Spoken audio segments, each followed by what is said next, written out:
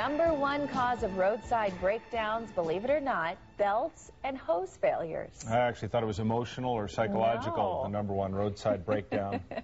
But actually, those rubber components fail because, well, they're exposed to extreme heat under the hood. They tend to wear out faster than other parts in the car. Of course, an ounce of maintenance is worth a pound of prevention. Our Monday morning mechanic, David Rogers from Keller Brothers Auto Repair, is live this morning to talk about getting those rubber engine components inspected. Hi, David. Well, good morning, Tom. Hi, Natalie. You know, Tom, you were close there with the emotional breakdown thing. It was usually probably your father that used a belt on you during that time, so it's easily confused. With good reason, probably. I'm not going to comment on that. Fact is, belts are really quite a surprise. You know, we have these things in the cars today, and they're called serpentine belts. They're really long. They snake through the entire thing, and they're critical because this thing handles the charging. See the cracks in there? That's a no-no.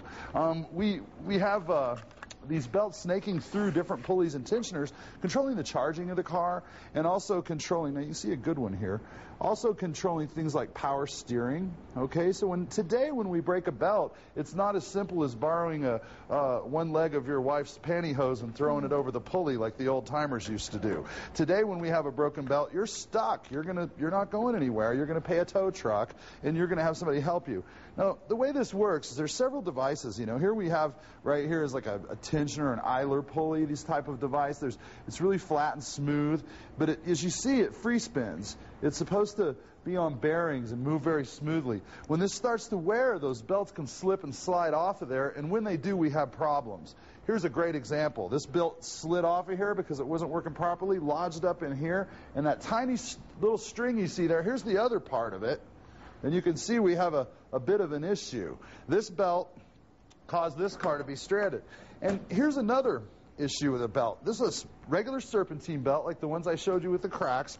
This customer was advised that his belt was about to break when he came in for an oil change, and he didn't want to spend the $80 to replace it. So instead, he got to replace this unit here, and this is a GM supercharger for about $2,800.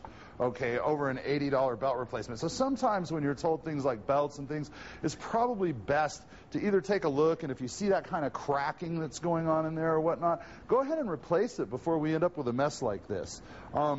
Again, hoses, the same thing.